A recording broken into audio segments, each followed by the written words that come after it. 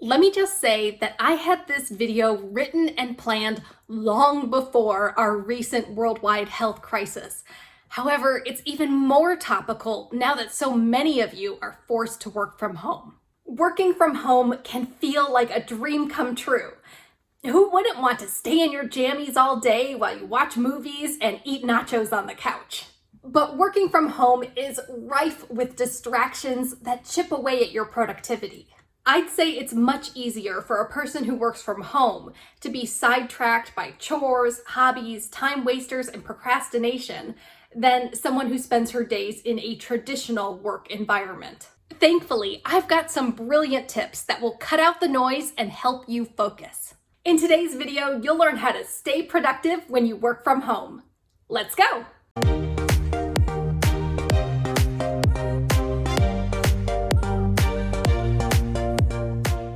Hey there, I'm Sage Grayson, a former book editor turned life coach. I help ambitious career women edit their habits, routines, and mindsets to balance their happiness at work and home. I'm a life editor, and so are you. Before we get started, please hit that subscribe button so you won't miss any of my life editing videos. Plus, you'll be first to know when I launch new products and programs. Today, we're talking about working from home, whether you run your own business, have a side hustle, or enjoy location flexibility with your job. In my own very scientific observation of my coaching clients, I've noticed that the ones who have a day job and then come home to work on their businesses are much more productive than those folks who quit their corporate jobs long ago. I've been running my own business from my home for the past 9 years, and I know practically every productivity strategy out there. But no matter what kind of work you do or how much time you have, you'll be more successful if you do a little bit of strategic planning to use your precious minutes wisely. You can totally do this. Here are 13 ways to supercharge your productivity when you work from home. Number 1, dress the part. It can be oh so tempting to be a slob when you work from home. I used to wear a suit to the office back in my book editing days, and you better believe my wardrobe took a nosedive when I didn't have to impress a board of directors anymore. And not surprisingly, my productivity also tanked when I was wearing yoga pants all day.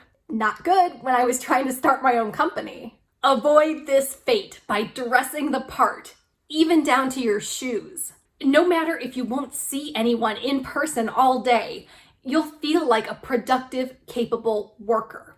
And that will be reflected in your work. Number 2, design an uplifting morning routine. Start your day with a morning routine that pumps you up and sets your intention for the day. I do a few guided meditations, stretch, drink a cup of tea, and set my theme for the day. These things take less than 15 minutes to complete, but I definitely noticed a shift in my attitude when I do them. Think about how you want to feel for the day, choose your 3 priorities, and then do some kind of centering activity like meditation, prayer, or listening to inspirational music. Make time for your morning routine. You don't have to run out of the house to start your commute, so no excuses. Number 3, eat that frog. No, I don't mean really, like gross, dude. The phrase "eat that frog" comes from the popular book of the same name by Brian Tracy. It means to choose the nastiest, scariest, and most dreaded task on your to-do list and do that first thing in the morning. Once you've gotten your frog out of the way, you'll have more energy to do your more fun tasks. No more having that awful task loom over you all day or having to rush to finish it at the last minute. Number 4, use ambient noise. This is one of the best productivity tricks. Ambient noise creates this hum of activity in the background, and this is something that office workers will hear every day, but you won't hear if you work from home. Choose a sound that helps you feel a sense of urgency, and my favorites include coffee shop sounds, birds chirping, a crackling fire, or even a gentle rain. I'll leave a link below the video for my favorite ambient noise apps. Number 5, take a break every hour. It can be easy to be glued to your chair when you're on a roll and you just want to keep working. while ignoring your lunchtime and potty breaks. You will be way more productive if you take breaks every hour to give your brain and your bladder a rest. Some people like the Pomodoro technique, and that's where you work for 25 minutes and then take a 5-minute break, and you repeat that all day. On days when I feel like I'm slacking off, I work for 10 minutes and then take a 10-minute break and repeat that all day. Now, that might seem wasteful to spend 30 minutes of every hour on personal stuff like reading a magazine or taking a walk, but just think of how many days you've spent hours on social media wasting that time when you should have just given yourself a proper break. Number 6, adopt a work persona. Every morning, I like to do a mental dress rehearsal and imagine exactly how I want my day to unfold. I also choose to act as if and do my work as if I weren't tired or self-doubting or bored or scared. Another way to act as if is to choose a work persona. Now, Beyonce becomes Sasha Fierce when she's on stage. So who do you want to become when you do your work? Choose a completely new personality or mimic a superhero, celebrity, or mentor. What are your best tips for being productive when you work from home? Leave a comment below and let me know. Number 7, plan and make your meals in advance. Office workers know all about packing a lunch or bringing enough money to buy a sandwich in the work cafeteria. You need to think about your meals ahead of time too. Your work is important, and you don't need to waste time cooking your lunch from scratch every day. Plan all of your lunches for the week on the weekend, and then prepare them in advance. I like using reusable containers that hold single-sized portions of meals. It's a no-brainer for me to just grab my pre-made lunch instead of fussing around in the kitchen or having to drive somewhere to pick something up. Number 8, work in a new location. If your creativity is running dry, then perhaps you need a change of scenery. So grab your laptop and then go work at a coffee shop, a library, or a local park. You'll take advantage of the natural ambient noise and you'll be inspired by a new location. I always get the best ideas when I'm out walking my dog Skyla or when I'm working away from my desk. Number 9, create a separate workspace. That said, when you are working from home, make sure that you have a separate area that you designate as a work area and nothing else. It's important to have a space that your brain associates solely with work. Don't make your kitchen table your work area. Not only will you have to move all of your papers to eat dinner, but your brain will be confused because it wants you to eat when you sit there, not work. Also avoid working on the couch in front of the TV. Again, you'll be sending your brain mixed messages. Number 10, set boundaries around distractions. Just because there's no intimidating boss looking over your shoulder doesn't mean you can goof off on social media all day. This also goes for doing chores around the house or busying yourself with laundry when you should be working.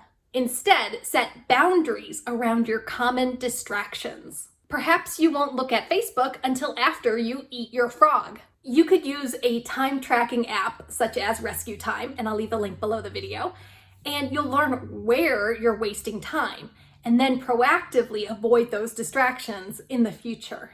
Number 11, set your work hours. It's easy to stick to regular work hours when you work in a traditional workspace, especially if you need to catch a train home at the end of the day, which I did for many, many years. But just because you work from home doesn't mean you need to be working every hour of the day. Set your own work hours and stick to them. What time do you want to begin your work in the morning? And remember to leave time for your morning routine. What time do you want to stop working so that you have time to spend with your friends, family, and pets? Remember to take at least 2 days off per week, usually your weekends, and schedule your vacation days too. You'll be a happier worker if you have clearly defined work time and playtime. Number 12, get an accountability partner. It can be lonely working from home, especially if there's no one checking in with you to see if you're making progress. In a traditional work environment, your manager and your coworkers will keep you on target. But who's going to keep you on track when you work from home? You could find a friend to be your accountability partner. And it doesn't matter whether she works from home or if she works in a corporate environment. Choose a time to talk by phone, either daily or weekly, and then share what you're working on, your deadlines, and how she can support you. And if your friends and family aren't giving you the support that you need, or worse, letting you off the hook when you mess up, then consider hiring a coach. Many of my clients use me as their accountability partner.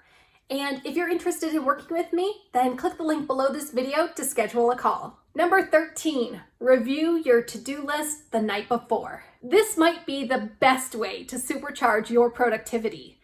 Take 10 minutes at the end of your workday to plan your schedule for the next day. Review your master to-do list, choose your 3 main priorities, including your frog, and then see if there are any distractions that you need to watch out for. Then you can enjoy your evening without having to worry about tomorrow's work. That's it! This week, try these 13 tips to stay productive when you work from home. If you want even more help staying focused and getting stuff done, then you gotta check out my Productivity Power Pack. This worksheet bundle has all the resources and tools that you need to take your productivity to the next level. It's one thing to have a goal in mind, but the process of doing what you need to do on a daily basis and taking those baby steps is a whole other challenge. The Productivity Power Pack is designed to keep you focused so you won't get tripped up along the way. And these are the exact same tools that I use with my life coaching clients to get them the phenomenal outcomes that they want. You'll get 5 beautifully designed productivity boosting worksheets and detailed instructions so that you'll know exactly how to incorporate these tools into your daily routine. Simply click the link below this video for instant access. As always, if you enjoyed this video, please be sure to hit that like button, leave a comment, and subscribe. It helps my videos be recommended to other life editors just like you. Thanks for watching. I'll see you soon.